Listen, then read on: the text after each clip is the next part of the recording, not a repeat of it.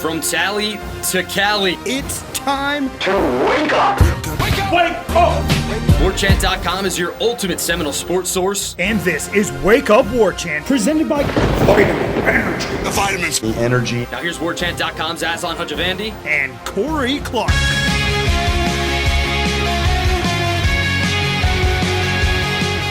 Wake up! It's Wake Up Warchant presented by Vitamin Energy. Coming up on today's show, am I wrong? Am I wrong? High level of confidence Mike Norvell is going to figure out what he did wrong and get it fixed in 2025.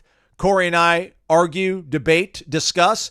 It's a big picture outlook episode, everybody. It's a bye week. Wake Up Warchant presented by Vitamin Energy. VitaminEnergy.com. Promo code WARCHAMP BOGO. WARCHAMP BOGO. Vitamin Energy is a super cocktail of vitamins combined with an extra strength energy formula to get your day going in the right direction. It's the fastest growing energy shot in the world and is now sold in over 10,000 retail locations, including even a Circle K, Corey Clark. It's the number one selling SKU. That's like the barcode or whatever.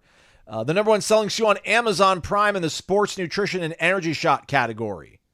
Over 50% of the orders are repeat business. No. But here's the thing, though. Go ahead and order on Amazon, weirdos. Or you go to vitaminenergy.com, use the promo code WARCHAMPBOGO, and what happens when you use that promo code, Corey? You buy one and you get one free. Incredible. Incredible. We've been telling you about this for years. So I guess you buy two for the price of one. It's another way to put it. Oh, right? Okay. Yeah, I don't know. We need to go to our focus group and see what they like better. Like buy one, get one free, or two for the price of one. You know, I like two for the price of one, honestly. But yeah, I guess it's the exact same thing. It's just semantics. Hey, it's marketing, baby. It's empires have been made over less quibbles and semantics than what we just did over there. But check them out, vitaminenergy.com. Noles behind this whole thing, so support your fellow alums. Warchant.com, the ultimate Seminoles sports source. Promo's still working, by the way. FSU won 2 months, $1. Somebody was like, is this for new customers only? I do think that is the case, though. So like if you subscribed previously and you're trying to reactivate your account, I don't think you can do that. That's how business models work, kids. There's certain promos for certain people. We love all of you, though, some more than others, but we do love all of you. Right, Corey? How are you, friend? I love you, buddy, by the way. I'm good, buddy. I'm good. I trust you had a good Tuesday? I don't want to call you out. I do love you after all. Right. But missed you at practice yesterday. I was hoping that we could kind of like hang out and talk and catch up. What happened there? What happened there? Why didn't I show up? That was weird. Might have overslept. Completely forgot that practice was open on Tuesday. It's been a minute. And then it was like 10:15, and I'm like, you know what? By the time I get there, it's going to be 10:45. I'll just sit here and type. Yeah. And I did. I typed a story before headlines about Mike Norvell talking about how embarrassed he is by the running a game, which is good to hear. Yeah. You didn't miss out on much. I mean, they looked very much the same. Lots of drops. That's just who they are. So don't get mad when they do it in the game. They do it in practice too. Well, maybe this whole he's a gamer thing might have some credence because I thought Brock looked good on Saturday. You did as well. Mike Norvell finally admitted on Tuesday that, my quarterback actually played pretty good. That was pretty cool. And he didn't say, by the way, I also have this other quarterback named Luke Kromenhoek. Yeah. I think he's the cat's pajamas as well. What stood out to you? I don't know, maybe hearing Norvell. Listen, we're going to get into this a little bit deeper in the show. But no matter how you feel about Mike Norvell, I think we all can agree he's not an idiot. So he realized that his offensive line and his running game are quite putrid. Does it matter when he sort of explicitly admits it, I guess, Corey? I mean, they're just words, right? They only mean so much. But yeah, it's I know, but strong words, Corey. Like a man's got pride, and for him to be like, it's embarrassing, and I mean, some other, I don't know, there's something else. Awful. He used awful, and then he used embarrassing. Usually, as we've talked about, when Mike Norvell thinks something isn't up to snuff or isn't performing well, he'll say it's been a challenge. There've been some missed opportunities. We're not finishing. Whatever. But he doesn't use words like embarrassing and awful that often. But if any circumstance dictates those words, it's this one. But it is good to hear that they are going back kind of, I guess, to the drawing board, however you want to term it. He and Alex Atkins both said that they're trying to find any combination, any scheme, any ability to find something that they do well, and then, I guess accentuate that is what Atkins said multiple times. Like, trying to simplify, say you're going to simplify it is one thing. They need to find something they do well because through 6 games, The offensive line doesn't do anything well. The offense doesn't really do anything well. So find something you do well and just ride that to death. But right now they don't do anything well. But yeah, I did think that Norvell was more candid than he normally is. Again, not going to throw any players under the bus. He's throwing a whole unit under the bus. Well, really the whole offense, but I was thinking more of the collective of the offensive line. But yeah, it's a little bit refreshing. But again, it's words. He needs to figure out a way to fix the thing and not talk about fixing it, but figure out a way to fix it. That said, he's got to talk. I don't want to blame him for talking. He's answering questions. I don't want to be one of those people who's like, yeah, your words are meaningless. Like it's my job to quote his words. So I'm not saying it like that. I'm just saying like it's good that at least the first rule in fixing a problem is identifying there's a problem. And at the very least, it's clear they realize there is a massive problem. Right. I just feel that they're too behind the eight ball. I'm not sure they can get it fixed. And if they do get it, and here's the thing, if they do get it fixed, I don't know how much of my opinion changes on the path forward, good and bad, because I do think that this season obviously is lost, Corey. And I do feel like there is a sort of path forward where it's like, all right, if we can get this piece and that piece, and listen, I don't want to be reliant on the portal anymore, everybody. All right, you win. I want to recruit high-level, elite, blue-chip, 5-star high school kids and then pay their salary for 3 years and keep them around. But they're going to have to probably dip back in this to get it fixed. And they've run the ball fairly well other than last year. I mean, listen, 2020, 21, 22, even though 2020 and 21 were nothing to be proud of as a whole football operation, they still did run the ball, like they were top 50, top 60 in the country, which if they were top 50, top 60 in the country right now, Corey, they'd be what, 3-2 at the worst probably? 4-2 or 3-3, sorry. 3-3. Yeah. All this to say, man, listening to headlines was a little bit hurt because, like, I am not the optimistic guy when it comes to Warchant. Like, if you had to, rank cynics, I'm a 1 seed. And listen, like, I never was pro Mike Norvell. I don't want to ever say I was anti Mike Norvell, but I was never really pro Norvell. I did not think that was going to be a good hire. I did not think that the program needed to go back to a group of 5 school to get a guy like Norvell. I don't think we'd be a good hang together, Mike and I. All this to say that, man, I do believe that the guy's a really good football coach. I think he showed as much as what he did in 2022 and what he did last year and the way that he got really impressive. I don't want to say impressionable young men, but just like grown-ups practically. Guys like Jared Verse, Fisk. He had these guys believe in him off the jump and what they were able to do. And I know it's Florida State. I don't want to give moral victories to being competitive against Clemson because you kind of showed that you surpassed Clemson last year. Now they've caught up and passed you again, which is a bummer. But lesser teams, lesser coaches would probably have had a team that would have checked out and got absolutely destroyed by Clemson. I don't sense any level of checking out. I don't know if that's because he's got great guys, great character, or just he will not let it happen as a force of nature, as a man. So, like, listening to headlines, there seems to be like a fair amount of trepidation from you guys about whether or not he can get this thing fixed. I don't know how much of that is just anecdotally. We don't have a lot of examples of guys that built something great, lost it, and then built it back up. I think I point out Brian Kelly at Notre Dame when we did the big Monday Smash like a few weeks ago. No one else really jumps to mind.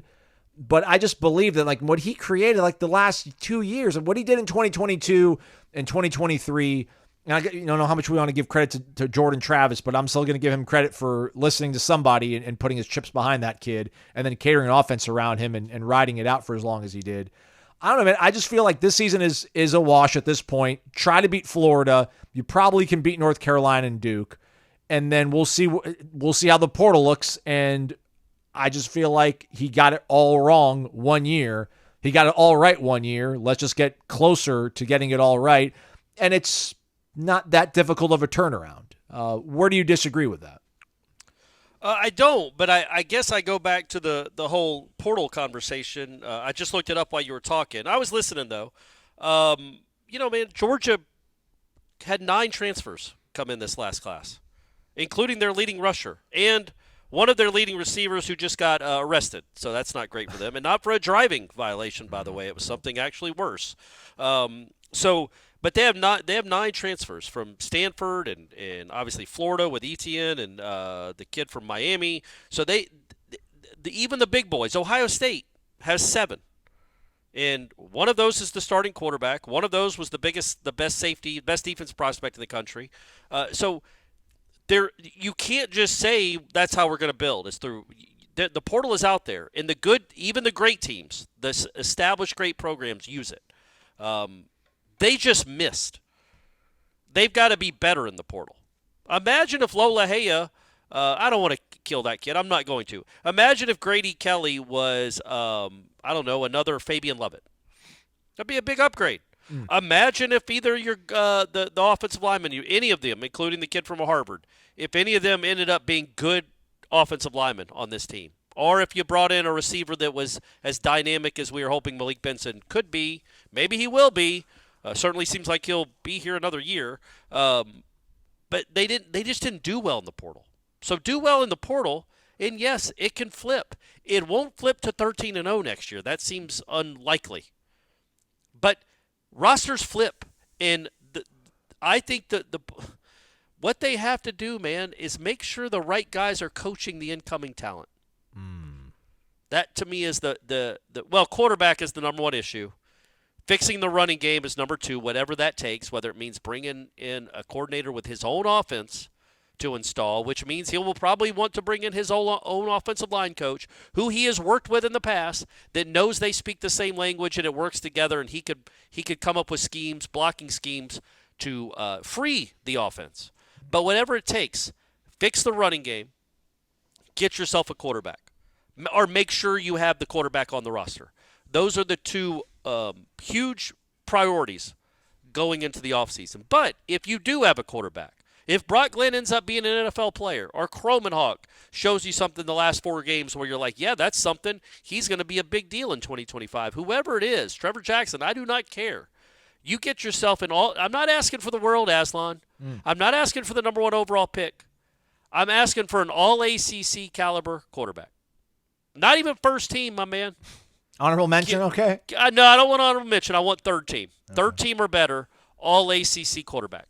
That's if you get something like that to go along with a running attack that is just competent, man, yeah, you could win. There's I don't know what the ceiling is, but you got to.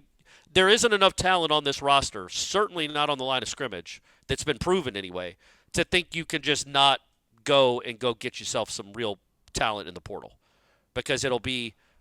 It shouldn't be as bad as it is this season.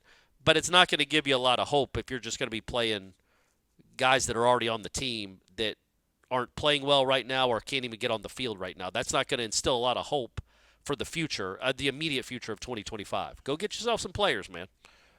But are the odds stacked against that happening? Like, is there not a reasonable level of confidence that he can get that all done in the span of, a few months? Which, by the way, I guess they're reducing the transfer window, which all that means, everybody, is that there's just a smaller amount of time to put your name in the portal. You still have all get out to end up making your decision, but you just have a smaller window to actually declare for. Yeah, guys already get in the portal, right? I guess, a bunch. And that's another thing, too, man. Like, I meant to thank you for bringing that up. I meant to mention that in my somewhat soliloquy there. But, like, listen, people like Rodell Williams is probably going to be out of here. Man, Rodell Williams is on a scooter, and he was at practice around the team. Jalen Lucas is a guy that was on crutches, limping around at practice on Tuesday. Man, these are guys that just came in not even a whole year ago that were still at practice, like, around the program, being good teammates. It just speaks again to, like, why doubt that this guy can go find guys that can play football and still add to, like, a good locker room culture. But carry on. I think the trepidation when it comes to Norvell, for me anyway, and I'm certainly not of the – I think Ira said he does think he'll turn it around. I'm on the fence just because what gives me a pause, Aslan, is that it's so bad. You don't – to go from 13-0 to 7-5, 7-6, or 8-5, somewhere in there, would be worrisome enough. but it would be a little bit understandable. Like, bad luck, you bad call here, you couldn't hang on to it, you couldn't pick up that fumble there. You were pretty close to being a 9 or 10 win team. But this is so bad that it calls into question every decision he made from December 4th of 2023 until August 1st of 2024. Every single decision. He went and handpicked the quarterback. He signed off on all these transfers. He signed off on this coaching staff in this offensive line, thinking they were going to be good, telling us how good they were going to be. So he completely misevaluated and miscalculated everything he was looking at.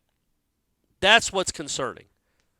It's like, yeah, man, I don't know. I'm not a football savant. I can tell you Jared Verse is a big-time player. And Keon Coleman adds, great. Those diamonds in the rough, you need to know what you're looking at and to know if they can really help you. And that's where I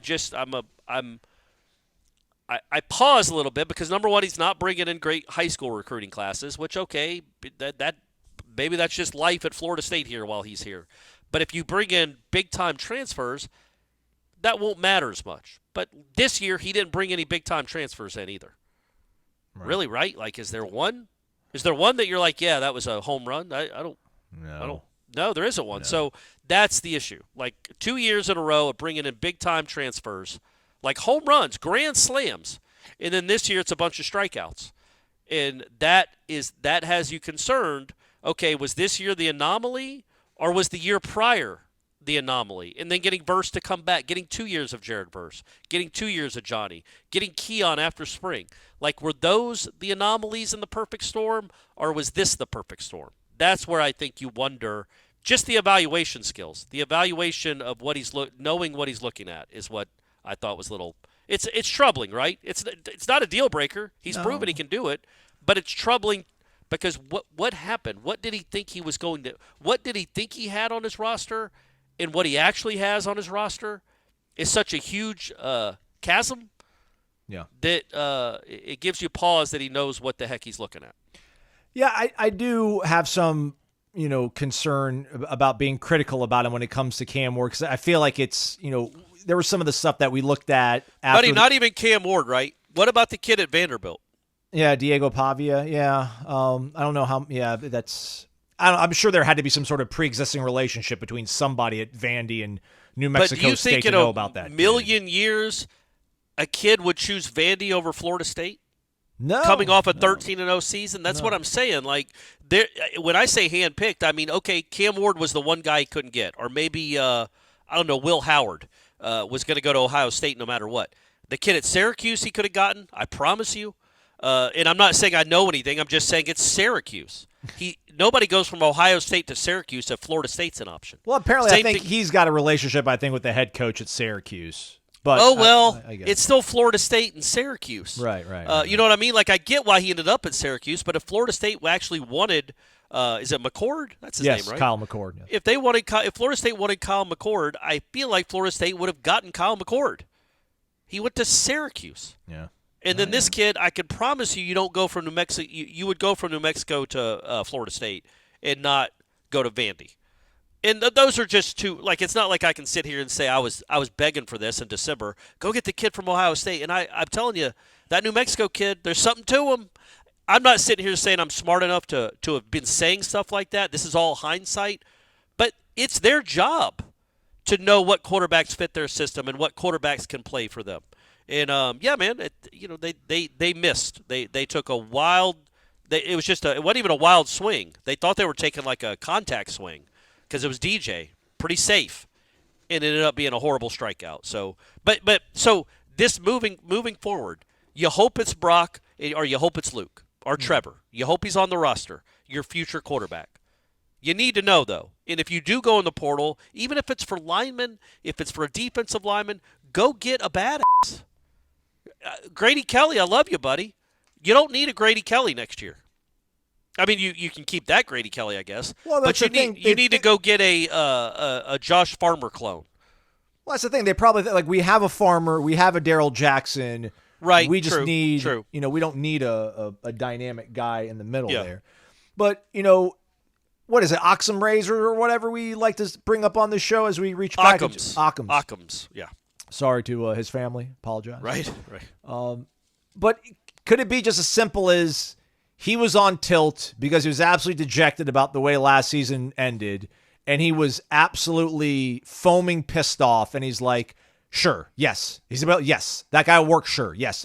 We'll figure it out. Like, maybe a little too high on your own supply, a little bit of arrogance, a little bit of hubris, but this has obviously been an absolutely humbling season for him. Yeah. For him to kind of go back and realize, okay, like, I don't have a magic wand. Yeah, you can say Johnny and Trey Benson were diamonds in the rough because they hadn't produced, but Trey Benson was also 6'2", 230 pounds and ran like the wind, and Johnny Wilson was 6'7" and ran fairly close to the wind. So I feel like a strong breeze. Yeah, there we go. So you pair that together, and then also I almost feel like the other week it was a little bit of a mea culpa on him. Not maybe so much a mea culpa, but kind of a clarification where he almost unsolicitedly brought up the fact that he talked about in the preseason. He's like, listen, I know. He's like, I know people ask me, the first day of the preseason, like, what's your worries about? Yeah. And he's like, my worries about is like, can you take it to the field? Like, can you, when the moment matters, can you deliver? And he's like, I'm an optimist. He's like, I see the best in people. So, yeah. Listen, there was good plays in the preseason, obviously, because we told you about how good we thought the team was going to be. Maybe deep down in dark places he doesn't want to talk about at parties. He was like, man, I don't see the level of consistency I need out of these guys. But what could he have said to prepare us for what this season was going to be? And I don't want to sound like I'm a Norvell apologist by any stretch, but I just think that this has been the anomaly in my mind. I don't think you build 22 and 23 as rock solid as it was. And I know this is almost equally as bad as great as 23 was.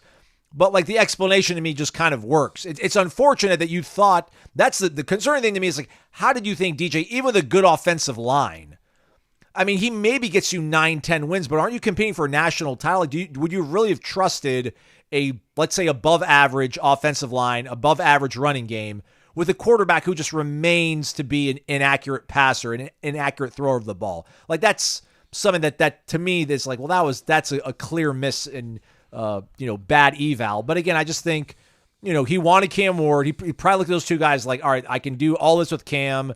Maybe I dial it back and have a much more, modest, conservative approach with a guy like DJ. But there's things I think I can get done with him, and I can live with a 56% completion percentage if I've got a running game that's really strong. And because if those 56% completions, if half of those are 30-yard shots downfield with a guy that's got a rocket arm, then you're okay with it. So I don't know. I just hearing you guys talk about how, kind of concerned you were about whether or not Norvell can be the guy to rebuild, it made me concerned because, again, I've never been, pro Mike Norvell or whatever, but, I respect the guy, what he's done. I am wrong. That, he is a good hire. I don't even know if he ends up going, winning 9 to 10 games the next 2 years and then he ends up getting let go, I still don't even know if you would say it's a bad hire. The guy should have had you in the playoff, you know, and how many programs can say that? So I don't know, I heard that and I was like, man, how's Aslan the guy that's a believer? And to me, I heard Ira's sort of endorsement was just kind of man, he's a smart guy, he's a sharp guy, so I think he'll figure it out. It wasn't necessarily man, it wasn't a wholehearted, you're better than Ira, you got more juice than you, I know you do, big guy. So that's it's again. I think it goes back to it's so bad that it's hard to know for sure. It's hard to say with great confidence because he did put together a roster this bad, or this. I shouldn't even say a roster, an offense this bad. This is his offense, and it's the worst in the United States. But Darius Washington, Maurice Smith, and Jeremiah Byers were decent college football players. They're no longer decent college football players. Are they, though? Who knows, man? I don't know that they are anymore. They're not. No, they are not. That's what I'm saying. So how is that Mike? How did Mike make them, regress? I don't know. I feel like there has to be maybe the guy teaching those linemen isn't getting the best out of them. And that's on Mike. Yeah, I guess. Right. At the end of the day, it's all on Mike. But again, it's just crazy that Dimitri Emmanuel and Justin Turntine and Dylan Gibbons were part of prolific. They were the best. Yeah, they were the best in the world apparently. So that's what it doesn't add up to me. Anyway, I think it goes back to who was who was the quarterback. More than those guys. Gibbons, I think, is the best of those three, and he was a big deal.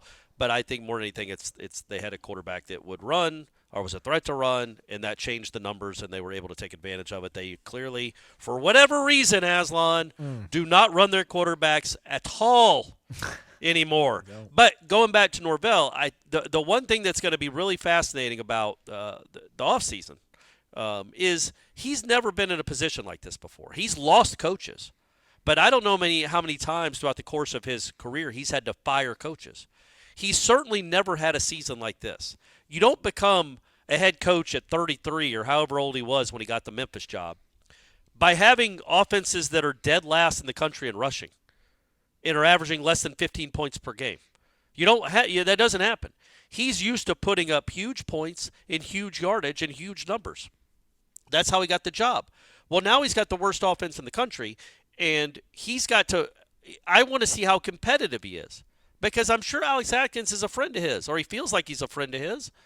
And they've had great moments together. They were on the field in Charlotte celebrating an ACC championship together. Now, it was Fisk and Verse that got it for him, but still, they were celebrating an ACC championship, and they won 19 straight games together, and they turned what was an abomination of an offensive line into something that was better than respectable. And now it's an abomination again. So is Mike Norvell competitive enough to do whatever it takes, whether it's putting aside his ego and bringing in an actual play caller that's not him, in an offense that's not his, for the betterment of Florida State? Or is he going to dig his heels in and say, no, I know this works, I need better players, or I need better coaches? Whatever it takes, is he going to make those drastic changes, not just a position coach here or there, but personnel and coaching and maybe scheme too? Is he willing to make those changes because this has been so bad, and he is genuinely embarrassed? That's what I want to see. Jimbo didn't do it, man. Jimbo, I don't know, maybe after the 17th season he was going to let go of Trickett. But nothing was ever as bad under Jimbo as this running game is under Mike Norvell. Nowhere close. No. Nowhere close. But I'm saying, Jimbo went from undefeated 29-game winning streak to a year and a half later losing by 50 points at Louisville. That was a pretty quick, but he still ended up winning 10 games. Now you can say some of it was a lot of it was the recruiting. He had still really good players. DeMarcus Walker was on that team. Shout out to DeMarcus, by the way. Yeah, still kicking in the NFL. Yeah, man, starting for the Bears. Yeah, man. Dalvin Cook was on that team. You had Josh Sweat. You had players on that team still, NFL caliber guys, but slowly it was deteriorating to the point that I always wondered, because I was like, man, Jimbo's too competitive to be okay with 7-6. Well, and I think when he quit, they were 5-6 or 4-6. But he's too competitive for 35-3 at Boston College. This isn't supposed to happen to him, and he's going to be willing to make those changes. And I don't know that he was. We will never know because he bounced for Texas A&M, and then he wasn't. He wasn't. I mean, he brought in Bobby Petrino because that was the absolute last sort of straw. It was almost like, all right, fine, I'll do it. All right, here we go. It's not going to make a difference, everybody. And then you know. So I want to see. Norvell has been slapped in the face much, much harder than Jimbo ever got slapped in the face, even at A&M. Jimbo never had a 3-9 season at A&M. He did have an awful offense, but not anything as bad as this. So is Norvell going to be willing to really take a hard look at himself? Does he know what the problem is already, and he's just waiting till November 30th to fix it? I think so, yeah. Probably. No. And he can't. It's not like he could come out and say, guys, there's big changes coming. Just hold tight. Right. Hold tight. And then Florida State starts tweeting out 11 period 30 period 24. Just wait. Stuff like that. He's not going to be playing that game. But he has to know this isn't nearly good enough. And all the goodwill he built up, all of it, gets completely erased when you go 2-10 or 3-9. So that's what he's facing. That's the challenge that he's facing. I do think it's easier to turn it around now in 2024 than it was in 2021. You know what I mean? He was in a much bigger hole, and even though the record will probably be worse. I mean, that 2020 season, like we've talked about before, that was a 3-9 season. They got saved because they got 3 games canceled. But so that's as bad as the program's ever been. That was a disaster, more defensively than offensively, but it was an absolute disaster. Then he starts out the next season losing his first 4 games. So he's 3-10 in his first 13 games. He's been here before. He is now, what is he? He's 1-6 in his last 7 games. So he's been here before with this ugliness, and he climbed out of it. So he's proven he can do it, and I feel like it's easier. The foundation is still more solid, much more solid now than it was 5 years ago, because he's proven very, very recently that he can put together a national playoff caliber football team. He's just got to prove he can win games without Jordan Travis. And he's got to prove that he's willing to make big changes when coaches on his staff are not getting the job done. And that's all going to be we all got to see that for ourselves starting November. You know what? It'd be nice for them to win, 3 games from here on out? 3 more games, like go 3-3? That's not out of the realm of possibility, right? No. I think that's why I think I'm in a different sort of level or lane than you guys are in right now, because I'm convinced they're going to finish the season 5-7. I think they're going to beat Duke. I think they're going to beat Carolina. I think they're going to beat Charleston Southern. I think they're going to beat the Gators. And then I think that leaves you 5-7, which is not a nice number. And it's better than 3-9, but it's still a disgusting, gross number. But I feel like you'll see enough out of Brock where you're like, okay, at least we have a quarterback. And I don't know if he's going to be all ACC caliber, but it's like it'll be enough to where you're like, okay, we probably don't have to invest $350,000 into finding another quarterback. Like we've got one in house and we can maybe get him on a hometown discount kind of thing. I'm bracing myself for that. That's the way it's going to end. That's how this plane ride from hell is going to land.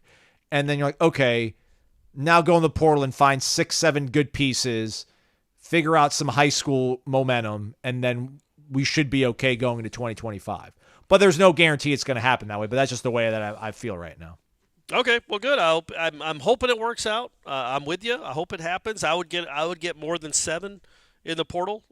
But you've got if you evaluate as poorly as you did this last offseason, it won't matter if you get 7 or 70.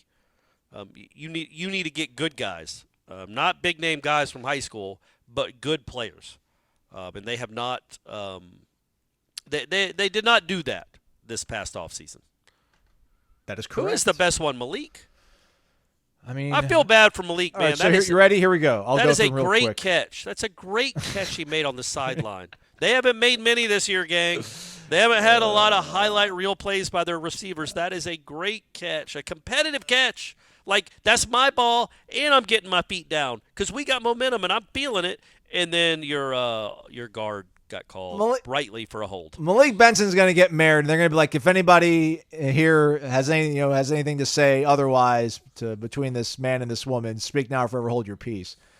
And this old creaky man in the back's going to be like, hey, I just want everyone to know that Malik Benson had one of the best catches I've ever seen in my life. Yep. That was negated by a penalty. Yep. And I'm so sorry that happened to you, Malik, but I'm so happy for your happiness now. Malik, I got your back. And Mrs. Benson. Yeah. I got your back, too.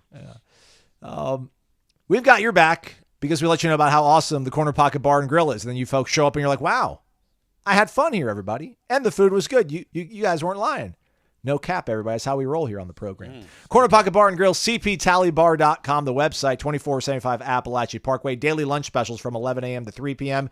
Don't forget bingo night going down Thursday. Do you know if there's any live music going down this weekend, Corey? I don't. I hate to put you on the spot like that. Sorry, but I don't. There will not be a live meet and greet because there is no game this weekend. And then next weekend they're in Duke. So, wow, that's going to be like a long time between meet and greets. Yeah, and then the next week is Miami, right? I don't think we have a meet and greet again until November.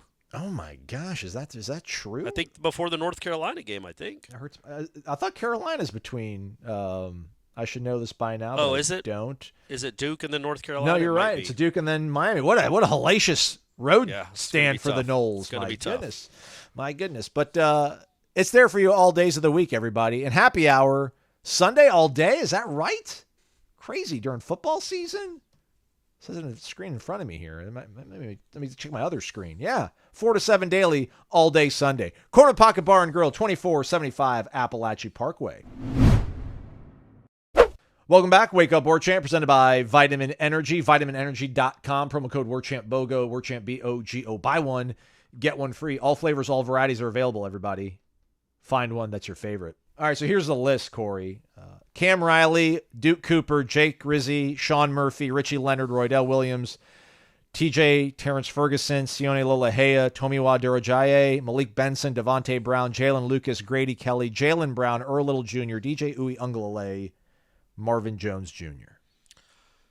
There's a lot. There's a lot. Yeah, that is a lot. That's a lot of dudes. I didn't realize it was that much. Jalen Lucas, man. What if Jalen Lucas was healthy? You know? Would they play him? He was healthy, and he got 2 touches a game because they got so many other dynamic athletes that they got to get the ball to. Yeah, look, I think Jalen Brown can still be something. I'm not giving up on Jalen Brown. I haven't given up on Marvin Jones. And there's Lolahea's gone after this year. Is there anybody else that's definitely? I think, Benson's listed as a senior for whatever it's worth. Yeah. He played at JUCO. He went to Bama, but I don't know if he had the luxury of a COVID season. If the Miami kid gets 9 years, Malik should get 5. Right. So,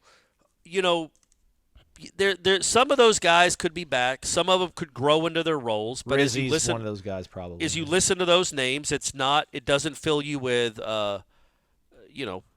wondrous feelings of NFL drafts in their future, right? There's not a lot of special on that list. At least nothing that's been proven yet. But some of them are still young. They can find their way. Just go get better guys. Maybe you don't have to bring in 18, but maybe like somebody like Earl Little. Know what you're getting ahead of time. Like I know this is hindsight. It never seemed to me that he was a great answer at nickel. He just didn't seem that quick, twitchy to cover the Concepcion's. Isn't that kid at NC State? Look at you. Or Restrepo. Like, good luck, man. I mean, I don't think Noles can cover him either. There aren't many in the country that can cover that kid. He's really good. But these slot guys, I just thought it seemed obvious to me when the first time I saw Earl Little, it's like, I don't know if that plays at nickel unless you're just trying to get him close to the line of scrimmage to help in the run game, which would. But they didn't seem to really do that. He doesn't seem to be close to the run game, and I thought, man, it would make more sense to move him to safety, and they finally have now. But to what end? Is he going to play? He didn't play at all, I don't think, Saturday night. You had Hussey and Barker and whoever else. Who was the other guy? They had 3. Oh, Kirkland. Yeah. All 3 of them had horrible plays that helped you lose the game. Hussey basically gives them a touchdown. I'll never understand that play ever. It doesn't make any sense. Go make a play on the ball and be an athlete, man. Go make a play on the ball, and if you can't get to the ball, wrap them up. Don't knock them towards your own end zone, and knock your quarterback down in the process. Then Kirkland takes a horrible angle on the screen that goes for a touchdown, and then Barker actually makes a good read, makes a pretty good break on the ball, but then starts falling down as he's trying to intercept it, and of course goes right through his hands because why wouldn't it? And Clemson hits a 25-yard pass, which should have been an interception, but instead gets them closer to your end zone where they can either make a field goal or get it blocked. So, yeah, just do better, man. Do better. Evaluate better. Realize what you have quicker. Realize what you have quicker. I don't – and I'm not trying to throw Earl Little under the bus or Adam Fuller, that matter. It's just like I know Earl Little played for Surtain, but it's like, man, I don't see that kid as a high-level Division I cornerback. So why is he there? You need help at safety. Try something. But they didn't do that. But anyway, that's hindsight. They moved him to safety, so I know. 5 games in. Well, hey, man, better late than never. That's true. But yeah. So the overriding sentiment though is just go evaluate better and get better players. You can't miss on this many guys. And like Jalen Brown, I'm not going to even call him a miss yet. Let's see what he looks like in next year. He might end up being a capable, competent, productive receiver. But he certainly wasn't going to be the key to this season. You know what I mean? Like, there was no time in August when we're like, man, Jalen Brown's he might be the real deal. He's awesome. There was never anything like that. Like, he's competent. But is he going to be good? I don't know. None of these guys, I think, have been good. I mean, I don't think that's going out on a limb there, Clark. They have not been good. I can't believe it's that many guys. Sounds like you named like 15 guys. Yeah. I just wonder, again, I think it goes back to me just feeling that he's going to look back at this list of guys that he signed. He's going to be like, no one ever really adequately displayed game-changing ability at their previous institution. And I know that I see the good in everybody, and I figure we can put some of our magic dust on these guys, and they're going to perform better.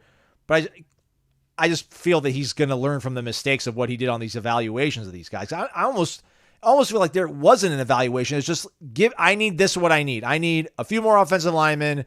I need a corner. Like it was almost, I'm not even going to give you stats or prototypical bodies or comps. I'm just going to give you positions. And, Derek Ray and company just spit it out to me, and I'll tell you yes or no. And they're like, okay, I'm familiar with him. I'm familiar with his game. We recruited him 3 years ago. We'll do it. Because, Fisk performed. Jared Verse performed. Yep. Fabian Lovett was young. So was Jarian. But, they had shown some flash. They were relied upon. They were starters at Mississippi State young and early in their careers. Trey was an injury, held them back. Johnny Johnny started games at Arizona State. Now, he dropped some catches, but he also caught a few touchdowns. So he showed you that he had some level of ability. And that's why we're not sitting here and killing them about Deuce Spann. Like, Deuce Spann never really, he had a game or two where he caught a touchdown at Illinois, but when you start hitting on everybody else, you can live with missing on one or two. And they have missed on a couple guys in the portal in the past, even when things were rocking and rolling. So I just feel there will be a new approach to how they're going to, again, evaluate's probably the proper word, but just they're going to know what works now, like what fits into our system, what is the right mix of what we need to have seen so that we can bring guys and integrate them immediately. Because another thing too, Corey, is that a lot of these guys they brought in were like multiple years. Like that was the upshot. Like we're going to have them for not just 1 year. They're going to be like Johnny. They're going to be like Trey. They're going to be like Jarian. We're going to have multiple years to mold them. Jared Verse, etc. But I just wonder how many of them they're going to be like, well, we don't want to try to mold you anymore. Like, cause that's probably going to be the more challenging part, I think, than him making staff changes. Because I think, I'm not advocating for Alex Atkins to lose his job, man. But if he gets let go at the end of the year and they continue to look this bad running the football, how could you fight? How could you be pissed off if they let go of Alex Atkins? I almost think Alex Atkins would be looking at him and be like, all right, man, I get it, man. Yeah. Like, I have provided you the second worst running attack in the entire nation over the course of 13 weeks, 12 games. I get it, so. Yeah, I don't think there can't be a wrongful termination suit when it comes to something like that. It's pretty ample statistics. And again, I'm not advocating for it either. I'm advocating for a change. You figure out if you really love Alex Atkins and love how he coaches the linemen somehow, and you love how he develops guys, and you love what he can do for your offense, then you need to find an offense that works for him. Because clearly his offensive line does not work for you. And he is not somebody that Norvell had a history with. He was at Charlotte and then Tulane. Norvell never had a history with him, never coached with him. And play callers and O-line coaches typically go together. Coached against him, though, so that's how he knew about him. So but he didn't know. Right, but it's like, you got to figure out if it's a good marriage. Yeah. And it was a good marriage 2 years ago. And I think Atkins and just his personality, his mentorship has probably been pretty useful for that locker room. I do think that, and I think he's probably a very good leader. He's not my coach, so I don't know for sure, but he comes across as one. There are intangibles that he probably provides, but the tangibles are so bad right now that it's absolutely understandable if you go in a different direction at the end of the year. But you have to go in a different direction. Either the direction is get me a new offensive line coach, or hey, Alex, stay right there. I'm getting you a new offense. Learn how to block for this offense. Get them the offense that they ran at Charlotte, man, or Tulane. They put up points and yards. Like, whatever you have to do, if Alex Atkins has to be a part of your coaching staff moving forward, figure out a way to – you talk about putting players in a position to be successful, figure out a way to put your coach in position to be successful, because whatever his strengths are when it comes to coaching offensive line, they are not coming through. They are not shining through in 2024. And honestly, when it comes to the running attack, haven't shined for about a year and a half now. So figure that out and move on from there. Again, and the last thing, and I don't want to keep being like an apologist for people, but and I don't want to be, well, there's room for nuance here. But Norvell talked when I asked him on after practice, like if they've identified things, he's like, yeah, it's multifaceted. He's like, sometimes we are not creating space, but he's like, there are times where we're creating space and that block is not made on the second level. Like, to me, I'm not out on the Mike Norvell offense. Like, I'd almost be more upset if he gives up and totally steps away from being an offensive, like, hands-on coach. Because I don't know, what are you going to pay him $10 million for? To be like Bobby Bowden? Like, well, Bobby Bowden won a couple of national titles before you let him just be a total delegator and hop on the headset every now and then and offer his opinion. I think I wouldn't. When you don't call plays, it doesn't mean you're just a delegator. Like, what did Harbaugh get all the money for? It's not the OC at Michigan. But I feel like he did instill like an identity in that team. Well, don't you think that's what Norvell can do and has done? Like, that's what you're paying him to do. You're paying him to be the leader, not necessarily a guy that buries his head in his call sheet. And it's like, I don't think Norvell is like Norvell would never be a Bobby Bowden. But dude, Harbaugh, man, they ran the ball all the time. Like, if Sharon Moore was calling the plays, like Sharon Moore's a former tight end, and Sharon Moore's like, I love this. I'm cool calling 55 run plays and 10 pass plays. Like, it was like the same mind at work there, So I don't know like how much of a deviation you got out of Sharon Moore versus what Jim Harbaugh would have done if he was calling plays. But I feel like what people are trying to advocate for, if they go in the direction of like Mike's offense is broken, he needs to let go or whatever. Why would you bring in somebody? Let's say Kenny Dillingham ends up flaming out and I don't want to be a head coach anymore. And he comes back. Well, let's not do that. Whoever's the number 4 offense in the country right now, pick them. The OC at Ole Miss, pick him. Charlie Weiss Jr., I think. There you go. Go with him. Yeah, I mean, he brings it his whole entire style, but that's the thing. I just think he comes from Lane's style. He's going to want to run like a hurry-up kind of gimmicky offense. That's probably not Mike's MO. Like, Mike doesn't really go tempo all that often. So I don't know. Like, he's going to let go of that. Then, like, that's part of your identity is going fast. Like, if your offense is going to be tempo, like, we're all about going fast. Everything we do here is fast, speed, tempo. But that's not going to be Mike's message. That's not Mike's identity. So, I mean, how does could be what does it he could be, how does he leave his fingerprints on the program? How do you see Mike Norvell leaving his fingerprints on this program if he's not devising offensive plays, game plans, and ultimately calling those on game day? I think it goes back to look, man. I obviously the best program in the ACC for a decade and a half has been run by a guy that hasn't called a single play ever in his life. Is Dabo stealing money? What's he getting paid for? Because he won 2 national titles, and then they paid him money. But I'm saying how? He didn't call the plays, so do you think like he wasn't recruited like a madman? Right. So, but that's the point. Like, there are other ways to impact a program as a head coach than simply calling 60 offensive plays in a game. Ryan Day doesn't call his own plays. I know it's his offense, but Chip Kelly's the OC now. Right. So Ryan Day still seems to be doing all right. Now, obviously, Kirby is quite involved with the Georgia defense, but he's not calling offensive plays. I think head coaches can have a impact even if they're not in OC, is my point. And I'm not saying he's going to do it. It would take he would have to, put his pride at the door to admit that he was the problem. But, you can have strengths as a head coach that don't involve Saturday's 3rd and 12 plays. Like, it's not like he wouldn't be involved in the game plan. And you watch Mike Norvell at practice. He's involved in every aspect of the game. He's walking around the whole time. From offense to defense, from quarterbacks to receivers to running backs to tight ends to linebackers. He's walking around the whole time, clapping and barking and lauding and praising and admonishing, like the whole thing. I don't think that would be lessened if he's just not calling plays on Saturday. And I'm not even saying I'm advocating for him to do it. But I'm just saying it would be a possibility. Like Ira said on Headlines, he seems like a coach that could handle that better than most. I don't think necessarily he is completely identified.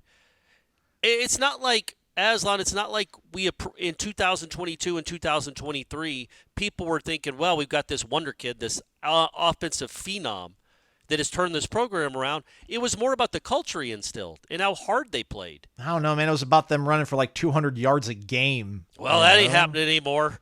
But I mean, I don't think he's somebody that's just solely identified right. with his offense. I think he's more identified as a good leader, a culture builder. Perhaps we hope that he can a cultural. He's certainly not a culture sustainer, but he's a good builder. Maybe he can rebuild it. Maybe he's a cultural rebuilder. So I think there's certainly a possibility that he makes. Well, it better be an absolute that he makes drastic changes. I don't know if he's going to change his offense, though, and bring in a brand-new scheme. But, if he struggles again next year, no matter what changes he makes this year, if they're still 124th in the country in scoring, well, it's either he bring in a new offensive coordinator and a new offensive scheme, or he's going to maybe be out of a job. So he definitely, absolutely, this December is one of the more important months of Mike Norvell's life. He's got to figure out what this program needs, how he missed so badly on so many things, and try to fix as much as he can. Yeah, if you look at the current AP top 10, I think there's only 3 schools that you could say would be similar to Florida State if they were to go ahead and relieve Mike of play calling duties, but keep him on as head coach. It would be Dabo at 10, James Franklin at 4, and then unfortunately Mario Cristobal at 6 in Miami. Otherwise, Texas, number 1, that's Sark's offense. Ohio State, that's Ryan Day's offense. I know he's not calling plays.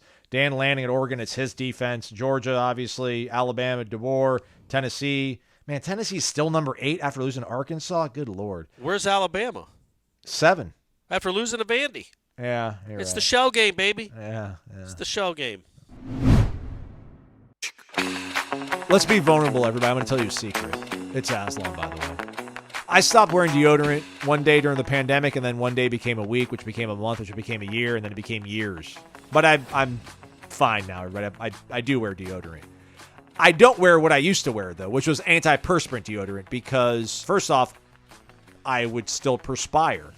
You're supposed to perspire, but it's a normal bodily function. It's okay. But it wouldn't stop me from sweating. It ruined all my shirts. And then the scent was so overwhelming, and then trying to wash it off of you was just like a chore that I didn't like doing. So that's why I'm excited about Mando. They sent me a bunch of stuff a week ago. I've been using it now for like the last week, and it's great. It says it lasts for 72 hours. I can't attest to that, everybody, because I shower every single day. But I put it on in the morning. I go to the practice, and I sweat. Then I go to the gym, and I sweat. Then I come home and I record a podcast for you folks. I sweat really bad doing the podcast. It's really weird. I don't know. I'm nervous. I want to do a really good job for you folks. And I smell fantastic. And it's a subtle scent that doesn't feel like chemicals and artificial. It just feels kind of, I don't know, real almost. So I'm going to tell you folks to go check it out yourselves. Go to shopmando.com. That's shopmando.com. Use the promo code WARCHANT. And you'll get $5 off your starter pack. That's 40% off, I'm told, if you do the math. So go to shopmando.com. Use the promo code WARCHANT. You can control body odor anywhere with Mando, but I'm just doing it under the pits for right now. I'll keep you posted. And we're back. It's Wake Up Warchant. It's presented by Vitamin Energy, everybody. You know the promo code, but if you don't, Warchant BOGO. Come on. Buy one, get one free. Warchant BOGO. Vitamin Energy. Shake it and take it. Vitamins, nutrients. 260 milligrams of all natural caffeine getting you going. All right, just one thing on the way out. I'm not going to call him friend of the program anymore. He hasn't responded to a couple of emails. But Ross Dellinger has been on the program before. Ex-friend. Ex-friend of the program. Frenemy. Yeah. College football reporter for Yahoo Sports dropped the story, I think, over on early Tuesday morning about this Project Rudy. So it's another private equity sort of Super League idea. There was another one that came out last week that was not associated with this team. But apparently Jack Swarbrick, who is the former AD at Notre Dame, is part of this Project Rudy, which is talking about keeping power conferences, 70 teams, but then everybody coming under one umbrella once everybody's contract is up so that they can negotiate under one set of terms. They're going to do like a tiered system, Corey, because I guess the sales pitch is that, listen, like, there's only a certain amount of schools that are really generating all the TV revenue for these conferences. And Florida State and Clemson are it for the ACC.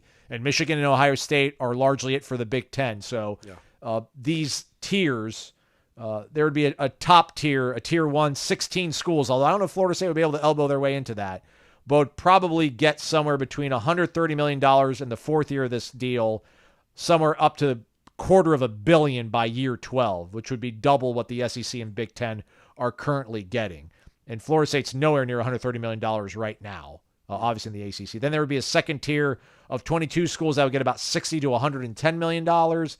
And then a third tier, 32 schools between 30 and 60, which would be about what the Big 12 and ACC are giving out. And that would give you enough money to pay players under the House settlement. There's equal amount of people from named people like Dan Rakotovich, the AD at Miami, says that it's a good idea. Then there's other people that are anonymous core that are saying that, why bring a middleman into this? We can figure this out ourselves. Obviously, Sankey doesn't want to cede up any territory. They would have, it sounds like, how would they figure out tiers, Aslan? They say it would maybe be last year's results. Maybe they would aggregate of a certain amount of seasons, which would not be good for Florida State, because if they did over the last 5 years, we probably would not have a high score. There would be relegation, promotion, things like that. Anything new from this, Corey, or are we sick of hearing private equity and we just want, I don't know, we want the thing to blow up, or do we not want the thing to blow up? I don't even know where we're at right now. Oh, I'm definitely all for it blowing up at this point. Why is it called Project Rudy? I think it's a tip to, I think there might be Notre Dame people involved in this. It is, good. Rudy Rudiger was dropped in. And Jack Swarbrick is a Notre Dame guy, so yeah. Oh, boy. Well, either way, that's fine. I'd rather it be Project Warwick. Yeah. But if you're going to call it Warwick, I'm going to go ahead on a limb that Peter Warwick and Warwick Dunn were both much better college football players than Rudy Rudiger. But yeah, look, I don't know why in the world the SEC would agree to something like that. I'm sure he would tell all his presidents and ADs. Well, right now, part of it, I guess, I'm sorry to interrupt you, Corey, but I guess the upsell to those teams, it's like Georgia, Alabama, Tennessee, Florida. You guys are bringing in all this money, but you're splitting it evenly with Vanderbilt and Mississippi State. Like, with this plan, you guys will make more money than God can print. But anyway, continue. Sorry. So, if I mean, that's what it's all about, man, is getting the SEC, one of the two conferences, the big boy conferences, the Power Two, one of the Power Two has to be on board. If you could get the go-ahead from either one of those, then that's the domino that has to fall, because even the FEC says, no, you guys go do your own thing, and they say, we're not going to be a part of that. But then there's 55 other teams, including Ohio State, Michigan, Florida State, Clemson, USC, Penn State, whoever, that are going to be a part of this thing. The SEC is eventually going to kowtow and be like, okay, yeah, we'll do it too. We don't want to be left out. We don't want to have a 16-team Super League with just the SEC championship. I mean, I know people would hear that and go, yeah, they do. That's all they want. But they do want to feel superior to the rest of the country. They will get that chance if they just play each other. So their superiority complex will be crippled if they can't play against other teams. So if you could get one of the two big boy conferences to say yes to this, that would give it some real life and some real legs. Right now, it seems like a pipe dream, but it's also, what are ESPN and Fox going to agree to? That's it. All comes down to the TV money. It's not Greg Sankey necessarily running it nearly as much as ESPN and Fox. But hey, I'm for anything. I'm for anything to make it more equitable for all schools involved.